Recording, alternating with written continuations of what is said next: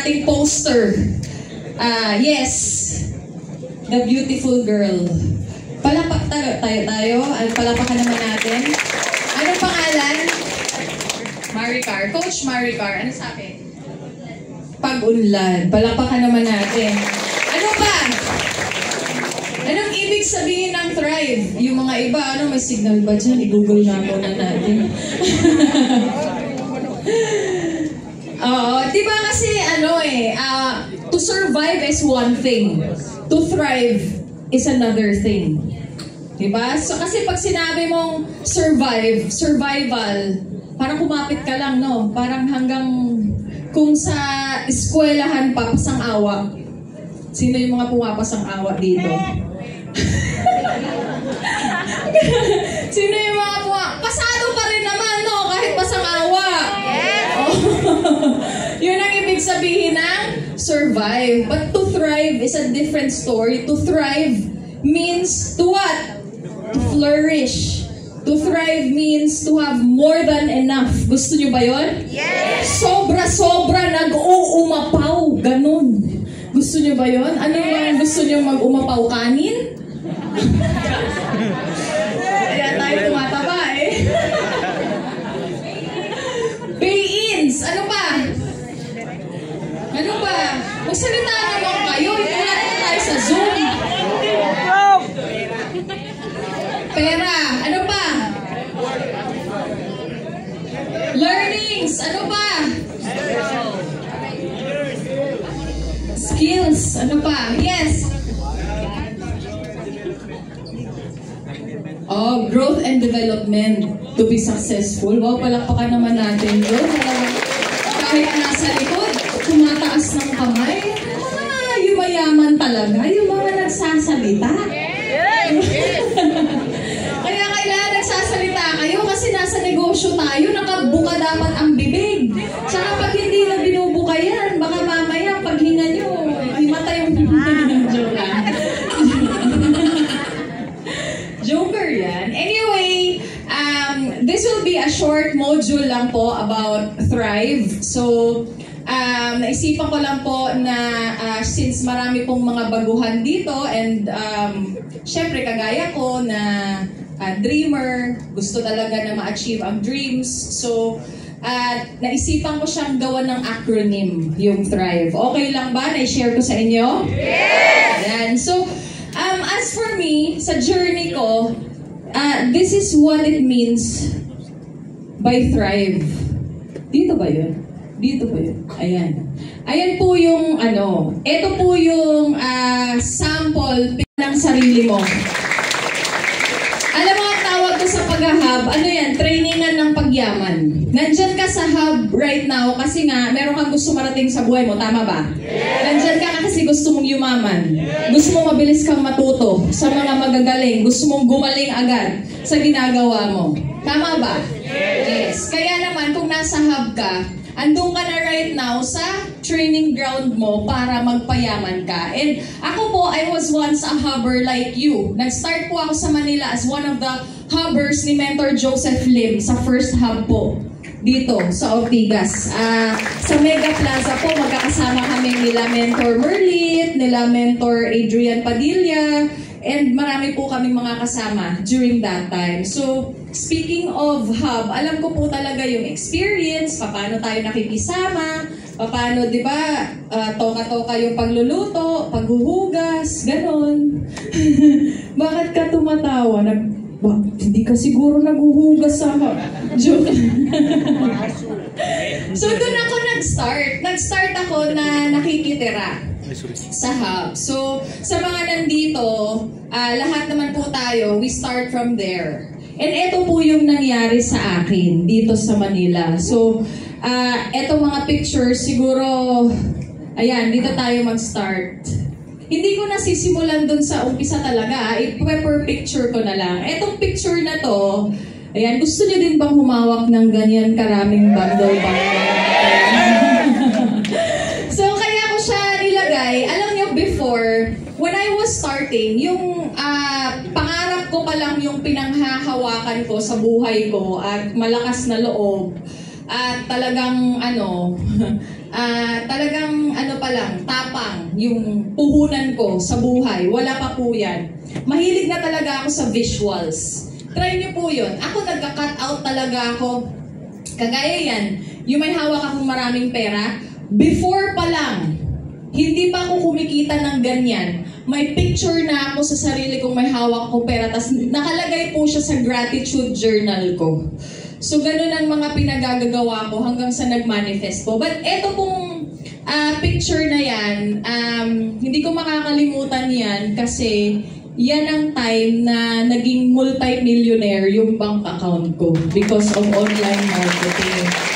So, kasi yung pera na yan, that is more than 1 million. So, nung time na yan, that was pandemic.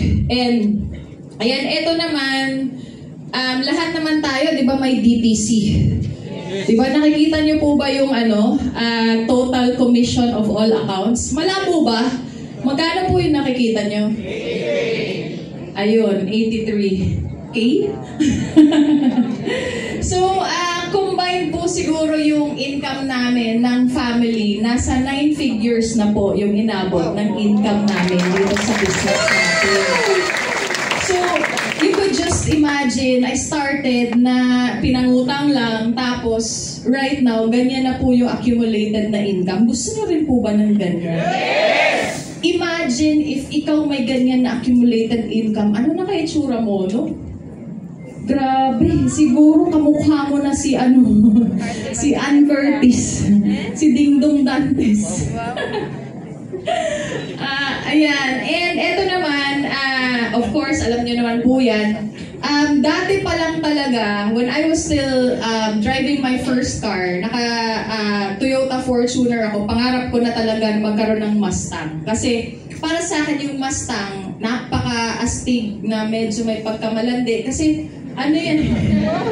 Oo, di ba? Astig na malandi, ganon. Gusto natin yung mga ganon, ayaw natin yung mga lang. Yung kulay lang naman, guys. Kasi red yan before.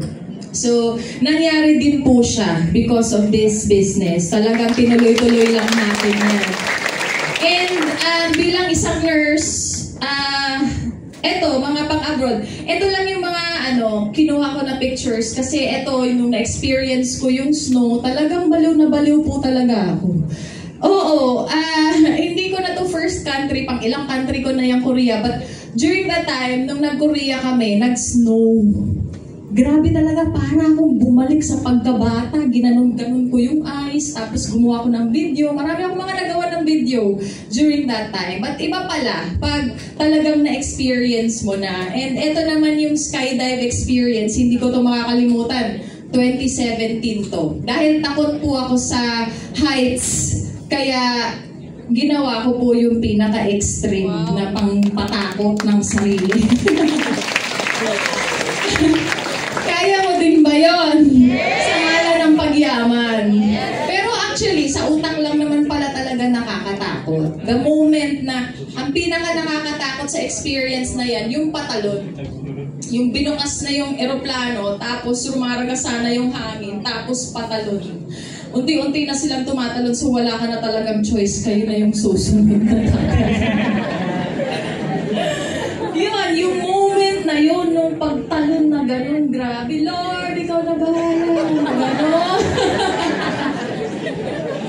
Tapos nung pagtalon, grabe, ang lakas ng pressure ng talaga, kasi malalaglag kayo eh. Sobrang lakas ng pressure, is syempre ako, gano'n. Pagkahagis ng parachute ng diver, sabi ng diver, you may close your mouth now. Pag ganun ko ng mouth ko, yung laway ko, grabe. Kaya pala yung diver, may ganon shield. Kasi kung wala siguro, puing yung mata niya sa mga laway ko. Eto naman, Maldives. Isa to sa pinaka hindi ko makakalimutan din kasi alam mo yung Maldives, parang grabe, ang lapit na siguro nito sa langit kasi sobrang ganda po talaga. Sino dito mga nangangarap makapunta ng Maldives? Yes, kayang-kaya. Kasi dati pangarap lang din. Pangarap ko yan sa honeymoon. Kaso hindi maabot yung honeymoon. Dahil nauna yung Maldives, ganun talaga minsan. Nauna yung pangarap kesa sa love life, pero okay lang yan, di ba? So, mas single dyan, ituloy-tuloy mo lang yan. Kung yung pangarap mo, mabuhay ka. Ito naman, pang mga calendar, tignan mo naman tayo dyan. Noong mga panahong hindi pa masyadong marami yung bil-bil natin. So, dito talaga, lahat ng mga pantasya mo sa buhay mo, kayang-kaya mong mangyari. You can create yourself into that person you want to be. And ito pong picture na to, ito yung na-awardan tayo as top 3. Nakalimutan ko pang ilang top 3 ko to. But ayan po, dati nangarap lang din tayo na maging top earner ng company. Kasi naniniwala po ba kayo na lahat tayo, we are destined na mag-shine sa ginagawa nating business?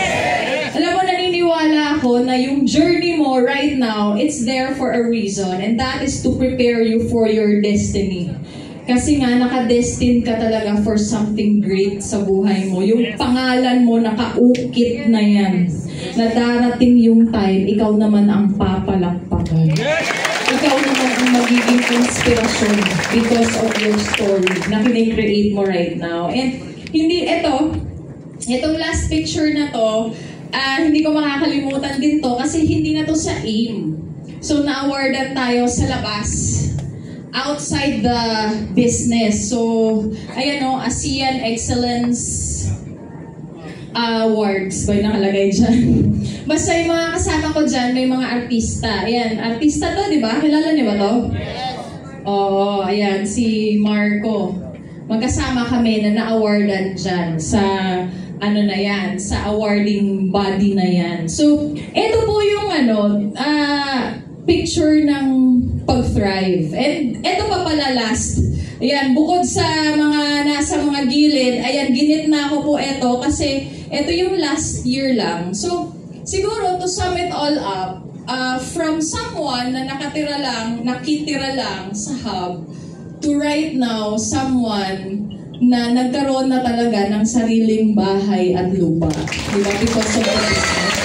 So you could just imagine paano po nag-thrive tayo dito sa ginagawa natin na business. Na possible pala yun. Possible pala na kung ikaw right now, you're a bed spacer. Diba? Medyo, minsan, nangangamoy na yung pillow, no? Kasi wala kang time maglaba. Tama ba? Totoo. Oh, di ba? Oh, kasi di ba hindi pa naman tayo ganun ka-particular. Hataw ka lang ng hataw. Minsan nangangamoy na yung pillow mo, yung hinihigaan mo, di ba? Laba-laba din minsan, no? But anyway, ganun ako nag-start.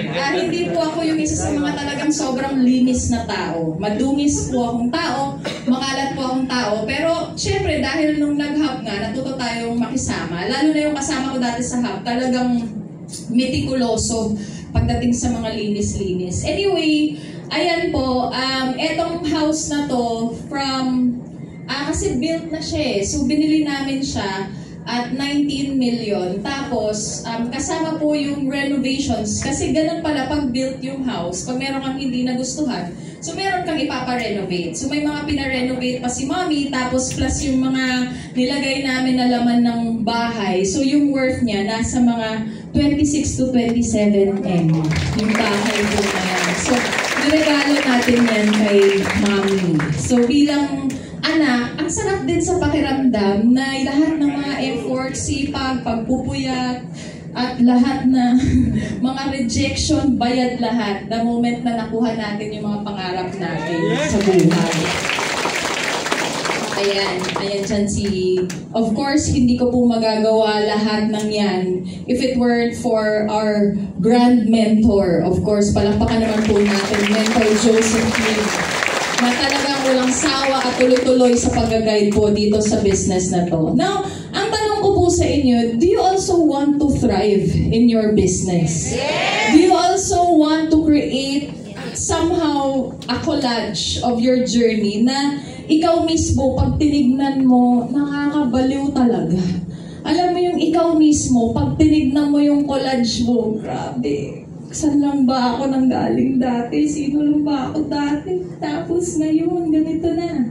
Gusto nyo ba? Yes! So, yun po yung i-share ko sa inyo. Very short na module po ito para at least madali nyo pong maalala. So, nilagyan natin ng acronym yung Thrive. So, T stands for, pakibasa po? Thank God. Thank God. Ako po, naniniwala po talaga ako that all the blessings na nakita nyo po sa buhay ko and lahat ng mga meron ako, it's from God talaga. So, even before when I was starting up until now, the very minute I wake up, I open my eyes, ang pinakauna kong ginagawa is thank God.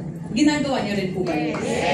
Yes. And it's very effective kasi gratitude is the foundation of abundance. The moment you are grateful, even if meron pa tayong mga bagay na gusto nating ma-achieve sa buhay natin, what we have is enough while we pursue what we have. Actually, when we are grateful, what we have is more than enough.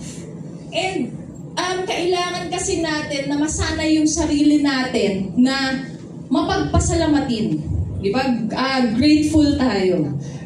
Grateful ka bang tao? Yes! I mean, nagpapasalamat ka ba tuwing may pay-in, tuwing may ganon? Di ba kasi sometimes we acknowledge blessings na ganon na agad. Pay-in, income, direct of direct, resibo, ganon. I mean, these, di ba, material things or yung mga ganon sa business. Sometimes, yun ang concept natin of blessings. Tama ba? Yes. Which is okay lang din naman. But, let me tell you a hack. If you want to be abundant in your life, you have to learn to thank God and to appreciate yung mga blessings na hindi ganon. I mean, bago ka bibigyan ng maraming pay-in, ang tanong, marunong ka bang magpasalamat sa mga bagay na meron ka? Kagaya na lang ng pagdilat mo sa umaga. Kailan ka last nagpasalamat na dumilat ka? When others, naghihingalo sila sa ospital, kahit gaano nila karaming pera, they can't afford a minute anymore kasi nga oras na nila. Pero tayo, di ba? Nagagawa ba nating magpasalamat dahil dumilat tayo? Nagagawa mo bang magpasalamat dahil meron kang hinihingang hangin? Nagagawa mo bang magpasalamat kahit na ganyan ang higaan mo pero may hinihigaan ka, may unan ka, may kwarto ka, kung may aircon pa yan, aba lalo. Di ba yung mga kasama mo? Nagpapasalamat ka ba dyan or naiinis ka? Di ba? Kasi we have to realize na yung mga kasama natin sa hub, it's not an accident na sila yung kasama natin. They're meant to be there for us to grow.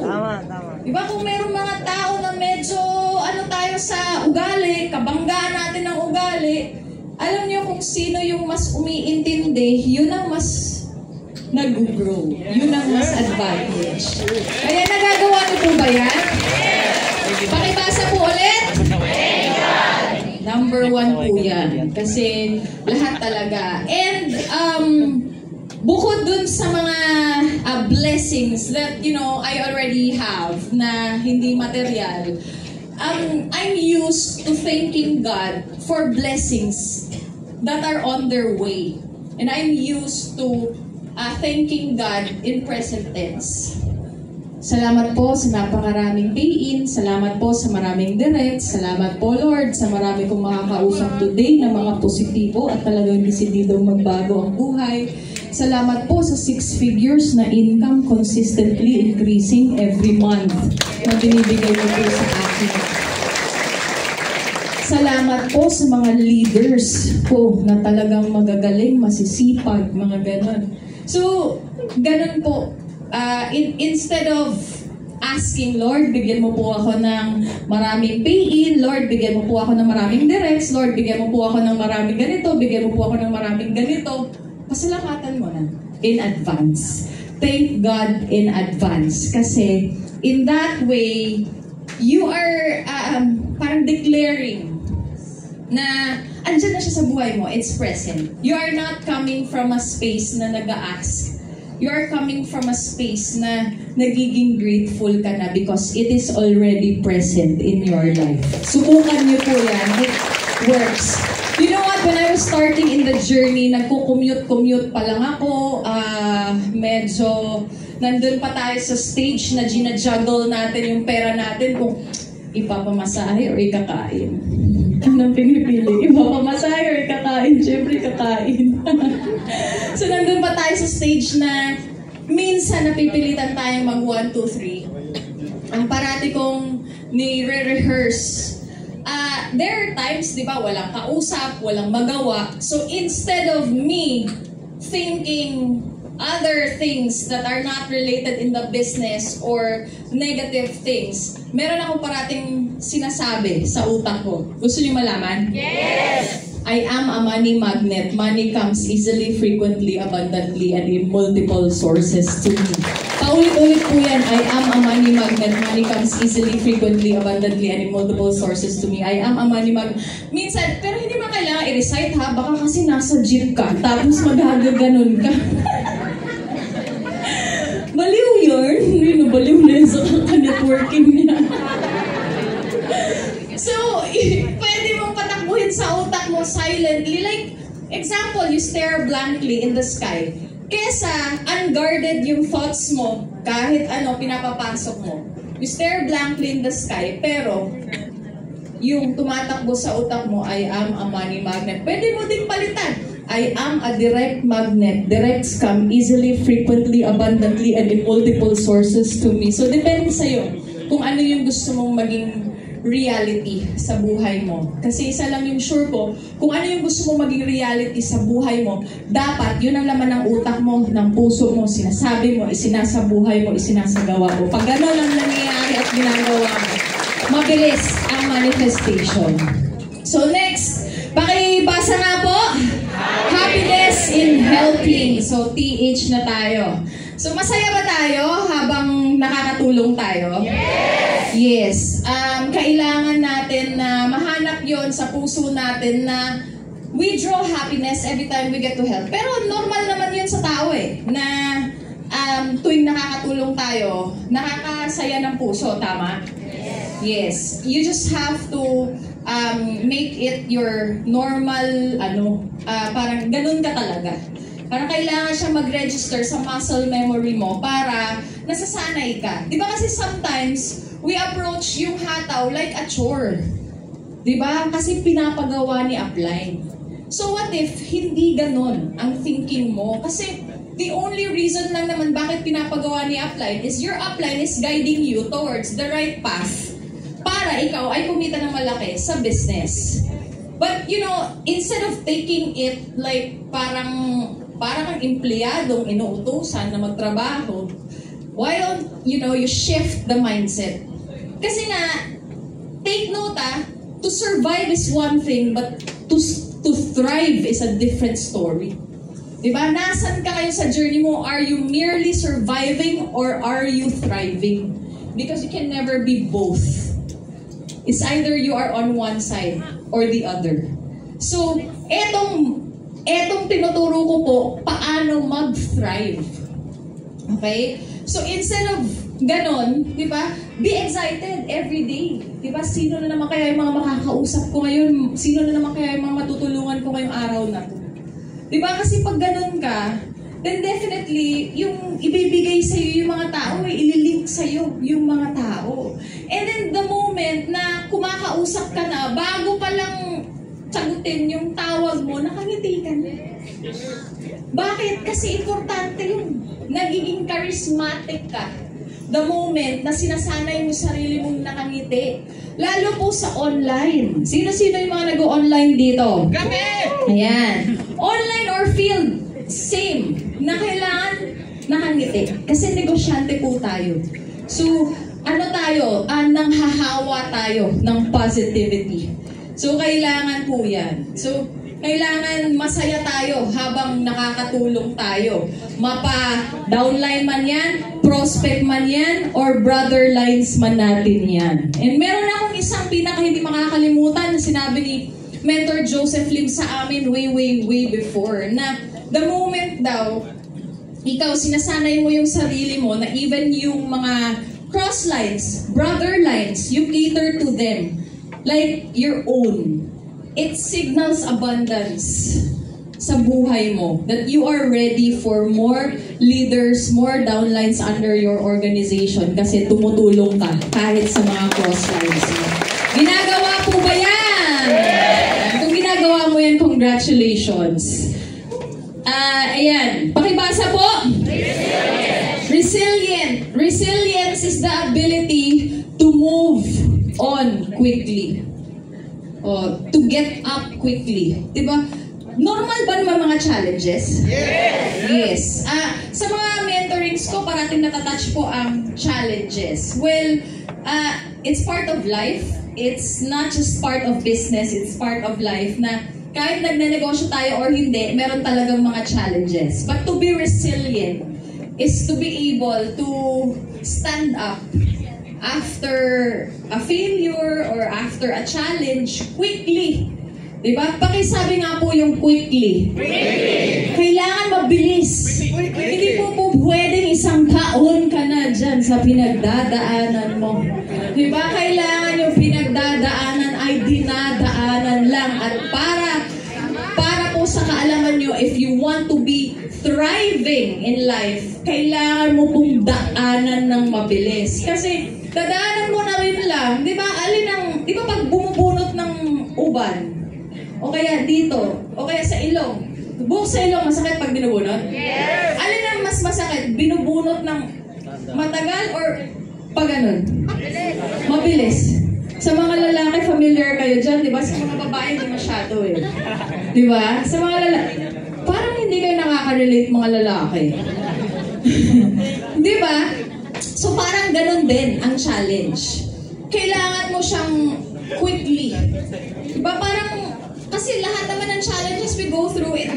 Masasaktan ka, mag-grow ka, may mga discomforts ka, may mga adjustments ka sa sarili mo. Go through it quickly. The moment sinanay mo po yung sarili mo, na mabilis ka pong makapag-adapt, mabilis ka pong makapag-move on, and mabilis ka pong mag-bounce back every after failure, then you are on the thriving side of life. Palakpakan mo po yung sarili mo.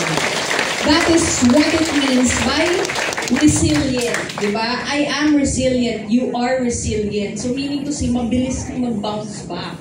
Kasi nga, after one challenge, you get to another challenge. Tandaan niyo po yan, habang nabubuhay tayo sa mundong to, kahit hindi ka nagnenegosyo, babatuhin at babatuhin ka ng buhay ng challenge. So dapat, sanayin mo yung sarili mo na mabilis mo silang na-overcome. Okay ba tayo doon? Yes! Next po is, pakibasa naman po ang word. Inspire. So, nandun na tayo sa thrive. Inspire. So, inspired po ba? Yes! We have to be inspired.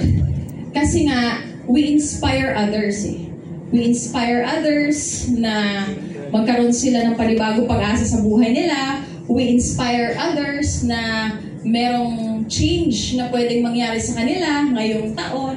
We inspire them na yung pinagdadaanan nila ay kaya-kaya nilang masolusyonan. So, nani-inspire po tayo. Kaya kailangan tayo mismo inspired. Paano mo ba ini-inspire sarili mo? Diba?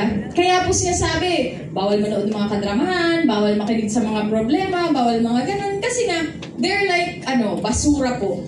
Na pag tinanim mo yan sa utak mo, hindi ka man tatablan agad-agad. Pero, syempre, tao lang tayo.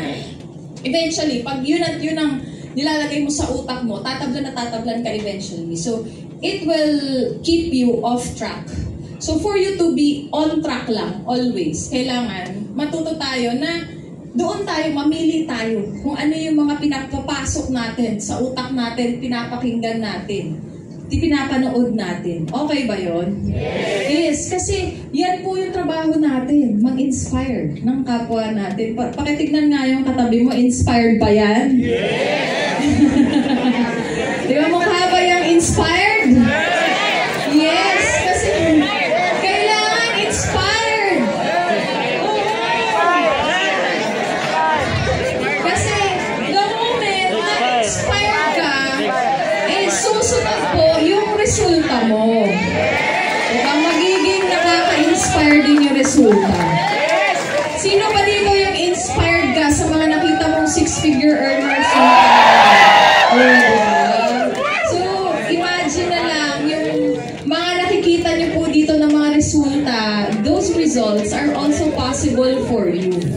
Diba? Kailangan lang nandun ka sa frequency ng thriving. Diba? Pakisabi nga po, thriving. Ayan. Next po is visualize. Ayan, malapit na tayo matapos. Ginagawa niyo po ba to? Diba visualize? Or diba yung parang kang nagde-daydream, no? Sa akin kasi, it helps that I see pictures. Kasi the pictures, they stay in my mind. So, when I visualize, nakikita ko yung mga pictures na nakita ko. So, it's up to you ha, na kilalanin mo din yung sarili mo kung ano yung effective sa'yo. It doesn't mean na yun ang ginawa ni mentor ganito, yun na din lang ang gagawin mo. If it takes more effort on your part to really visualize, then by all means do it. Diba? Kung ang iba, pipikit lang sila, makikita na nila at may imagine na nila agad yung sasakyan, then okay yun. Pero kung ikaw, kailangan mo munang makita yung picture ng sasakyan at kailangan mo munang pagnasahan ng paulit-ulit yung sasakyan. Oo, ganun kasi talaga. Ganun po pag nangarap, para kang na-in love. Para kang nagka-crush na pinagnanasahan mo po yung pangarap na yun. Nung sinabing pinagnanasahan, nakarelate talaga agad lahat eh. Sana hindi lang po tao ang pinagnanasahan, lalo na yung pangarap. Oo, kasi kailangan mo kasing iseduce yung pangarap mo papunta sa'yo. Oo, kaya kailangan mo siyang gano'n. So, sometimes, di ba, if ikaw, you need to do that, then do it. Di ba, mag-cut out ka, o kaya mag-search ka sa Google, ng gano'n. If there are times na kailangan mong lumihis sa messenger mo, yun ang mga gawin mo. Inspire yourself. Kesa kung ano-ano pong mga bagay na fill in nyo doon sa in-between hours nyo ng hataw na hindi naman po nakakatulong na nalaman mo yung kontrobersiya sa buhay ni ganito, ni ganyan. Di, ukitin mo na yung sarili mong buhay. Ukitin mo na yung sarili mong pangarap. Be consumed pa, or consume your hours or your free time na nangangarap ka. Kasi para inspired ka. Ikaw pa lang sa sarili mo, kasi hindi naman natin narinig yung mentor natin araw-araw, tama? So ikaw pa lang sa sarili mo, marunong ka nang magpakiliti. Diba? And sometimes, to some people, pictures are not enough. They need to feel it. They need to go. Example, meron siyang gustong sasakyan. Hindi enough yung nakita nilang yung picture. Kailangan niya papuntahan yung sasakyan, ma-feel niya, makapag-video siya doon, tapos papanoorin niya ng paulit-ulit para tumatak sa utak niya at ma-visualize niya yun. So, depende po sa inyo kung ano ang effective sa inyo. Basta isa lang yung sure ko, sa pag-visualize, mag-e-effort ka din. Diba? Kasi nga, eto na yung nag-create ka na, nagbe-bend ka na ng reality. Kasi you can always bend your reality. You can always defy your reality according sa mga pinapatakbo mo sa utak mo.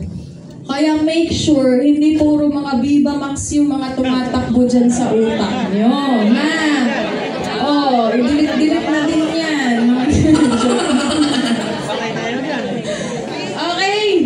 So last po, pakibasa naman. You have to be effective sa ginagawa mo. It's not enough that you attend training. It's not enough na nakinig ka. You have to apply. And upon application, doon mo po kasi malalaman kung ano yung mga tamang tanong nakadepende doon sa pag-a-apply mo.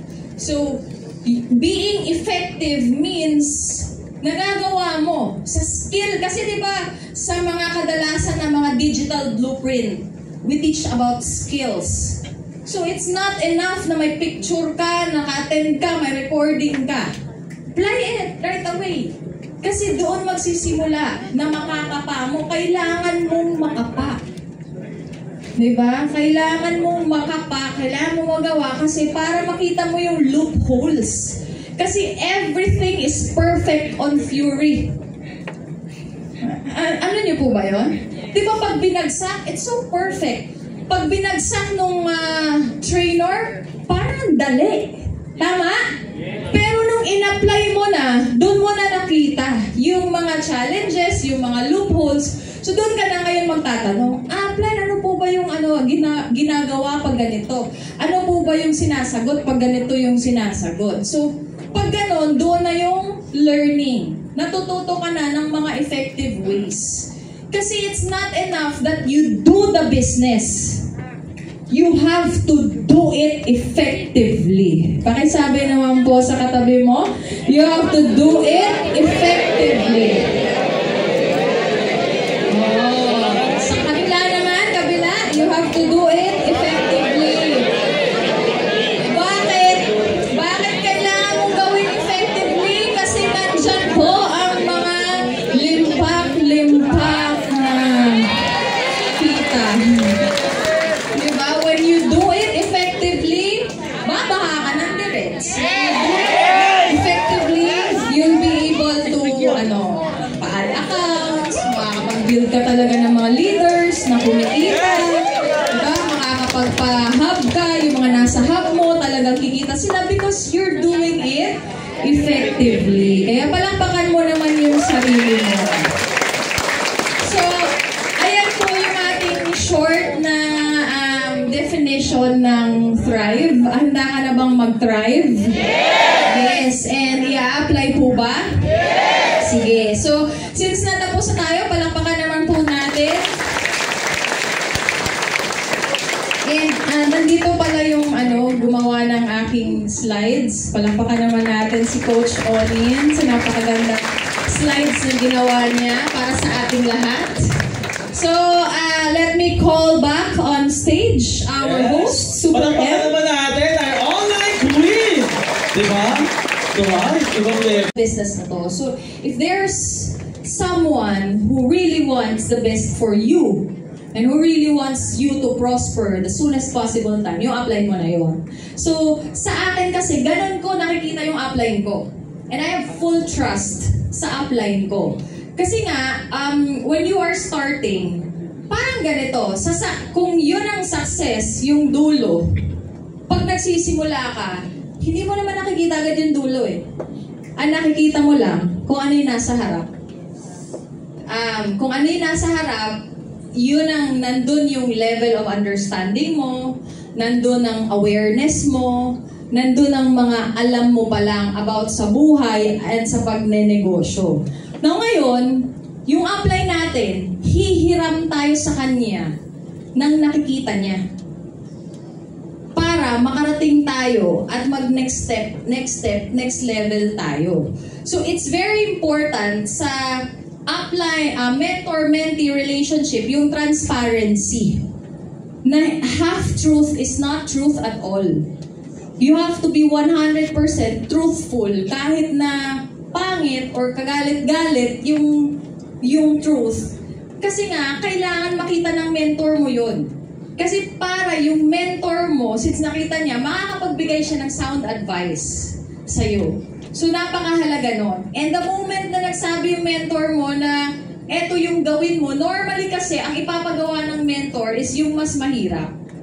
Ganun talaga. Kasi you need to train yourself to do the hard.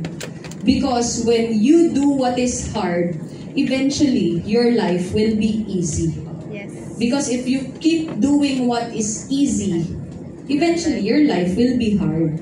So kaya sa mga mentors talagang ginaguide kayo doon sa tamang path. And yung tamang path, usually, it takes more effort, it takes everything you got. So, ang pag-yes upline ko, commitment-wise, mas lalong mahirap yung pinapagawa, mas lalo kong ginagawa. Mas lalo akong nagkakasala, mas lalo akong nagsasubmit. Hindi ko na hinahayaan yung mentor ko na maging CIA pa at mag-iimbestiga pa para lang malaman niya yung katotohanan. Pag meron akong nagawang palpak, sablay, okay, nauuna niyang nalalaman sa akin. Bakit? Kasi nga, yung mentor ko, yan ang pinakataong pinagkakatiwalaan ko, kumbaga ng buhay ko sa negosyo. So, he needs to know everything na nangyayari sa akin. Lalo na yung mga bagay na hindi ko alam yung mga next moves ko. Kasi yung mga bagay na alam ko na yung next move, kasi napangaralan na niya ako doon, gagawin ko na yon. Kasi tama na yung alam ko eh. Align na kami ng mentor ko. Pero yung mga bagay na hindi ko pa alam ang gagawin at hindi ko pa nahihirap yung awareness ng mentor ko, I have to say it. I have to be transparent.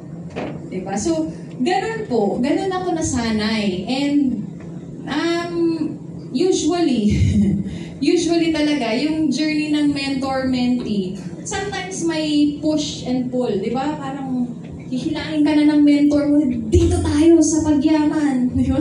Sasabihin mo, dito lang ako. Dito lang ako sa komportable ako. So, minsan may ganon. So, kung gusto niyo po na nandun kayo sa Thrive frequency, kailangan mong magtiwala. Oo, kasi yung alam mo nga na komportable, yung alam mo na kung saan ka masaya, it doesn't necessarily mean na yun ang track or path towards sa mga pangarap mo. Usually, it's the other route. Di ba? Palayo yun. Di ba? Kaya kailangan parating may guidance po talaga. Oo. Importante po yun.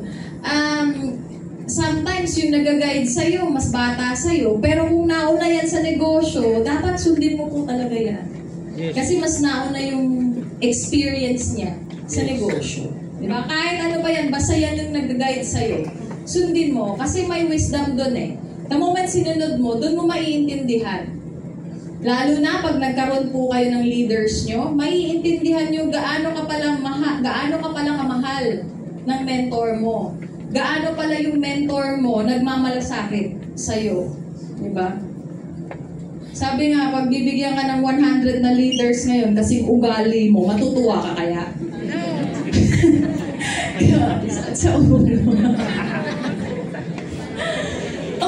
So, yun. Okay, next po. Super M.